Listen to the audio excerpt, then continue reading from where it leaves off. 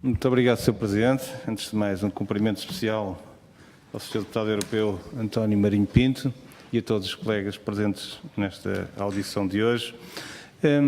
Dizer-lhe que, portanto, a sua reflexão é muito importante para a nossa discussão, portanto, os seus pontos de vista, portanto, que são alguns deles diferentes daqueles que o PSD defende, mas de qualquer forma são muito importantes para aquilo que é a nossa discussão e que é este debate que nós temos sobre a definição da estratégia do novo quadro financeiro plurianual, portanto, a estratégia, no caso português, do Portugal 2030, que tem para já esta denominação.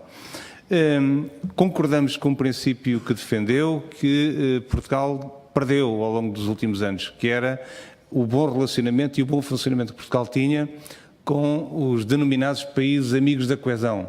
Portugal, pelo menos este governo, não perdeu essa ligação e, efetivamente, os custos desse esforço e também daquilo que era o lobbying que era feito na perspectiva da defesa da coesão foi sendo perdido por Portugal.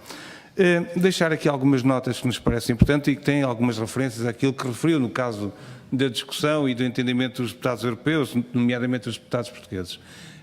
No caso português, em concreto, e aqui no Parlamento e no caso nacional, o Sr. Deputado, como sabe, foi estabelecido um acordo entre o Governo e o PSD, portanto o Partido Social Democrata, portanto o principal partido da oposição. E este acordo é um acordo de princípios, tem como base dar força ao Governo português nas negociações que estão em curso. Tem esse objetivo.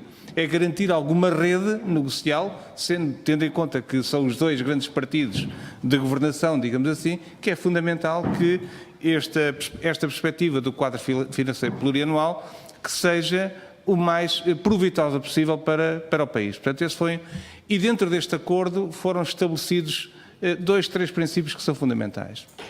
O primeiro princípio é que se consiga pelo menos manter o nível de financiamento que o Portugal conseguiu na última programação que termina em 2020. Portanto, para o Portugal 2030, no caso, o Acordo de Parceria Português. E nesse caso concreto, aquilo que foi estabelecido é que Portugal conseguisse pelo menos as mesmas verbas, sobretudo para as áreas da coesão, mas também para a agricultura. E aqui temos um primeiro ponto de discordância, e até porque temos uma leitura muito diferente, é que o primeiro pilar das ajudas, estamos a falar de ajudas ao investimento, e essas são garantidas, e estamos a falar de ajudas ao investimento, nomeadamente a grandes empresas. O que está em questão e o que está em risco são as verbas precisamente para os agricultores. E isso tem a ver com questões muito específicas que têm a ver com as limitações que os agricultores têm no mercado único, nas regras de concorrência e também naquilo que muitos entendem de perda de soberania, de poder produzir aquilo que entenderem. Embora o PSD entenda que nesta perspectiva nós estamos com base num princípio de partilha de soberania e valorizamos mais a partilha de soberania do que, por vezes, a questão que é discutida por alguns partidos, mas isso cabe a cada um na sua discussão política.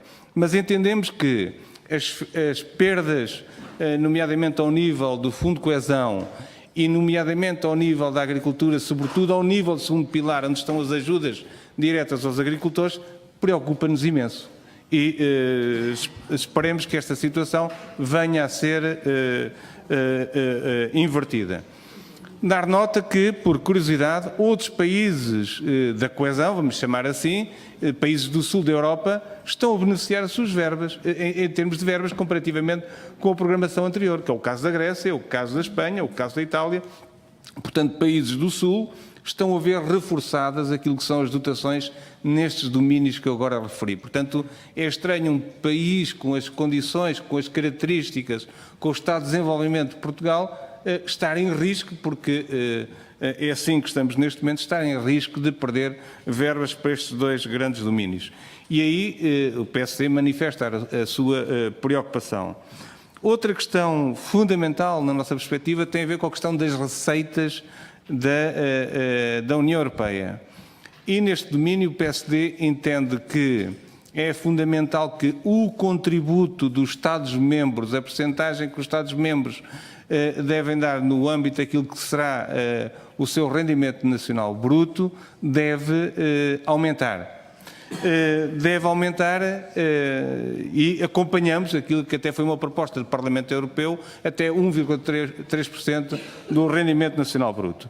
Portanto, sobre esta matéria, entendemos que é fundamental este reforço e que o reforço, tendo em conta o contexto em que nós vivemos, estou mesmo a terminar, Sr. Presidente, tendo em conta o contexto que nós vivemos de Brexit, de outras regiões que estavam em phasing out, que agora regressam, como é o caso da Andaluzia, que tem 8 milhões de habitantes e que regressa à convergência, digamos assim, para utilizar aqui um termo mais técnico, portanto, significa que os desafios são muito maiores, para além dos desafios europeus, das migrações, da digitalização, as questões da defesa e outros problemas que a Europa tem que confrontar.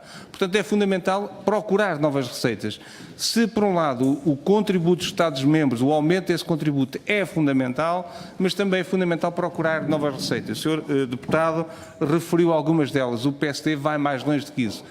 Avançamos, nomeadamente, com uma proposta que nos parece importante, tem a ver com os contributos das verbas dos lucros do BCE, que devem contribuir precisamente para o reforço das verbas das receitas europeias. Outra matéria tem a ver com as multas às multinacionais irem diretamente para o orçamento comunitário e não terem modalidade anterior de reversão aos Estados-membros. Algumas delas concordamos com aquilo que referiu, nomeadamente as taxações financeiras, as taxações da digitalização de empresas que estão no mundo digital, nomeadamente algumas das americanas que referiu e outras do mundo inteiro, que efetivamente têm uma implicação no mercado europeu e que não têm nenhuma taxação quando entram no nosso domínio. Portanto, mas nunca, e o PSD tem defendido isso, nunca impostos que recaiam diretamente sobre os cidadãos. Nunca. Este é um princípio fundamental.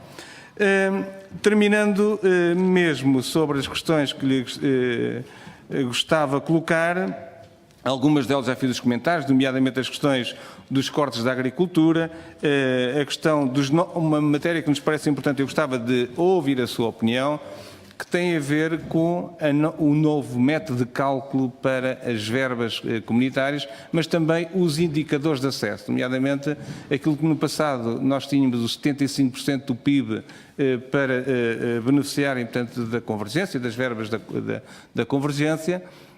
Atualmente surgem outros indicadores como as migrações e também os indicadores do emprego que penalizam claramente Portugal.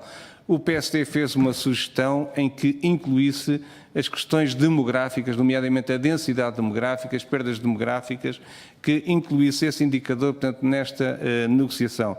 E gostávamos muito de ouvir a sua opinião sobre esta matéria e também comentasse alguns dos aspectos que eu referi. Muito obrigado. Obrigado.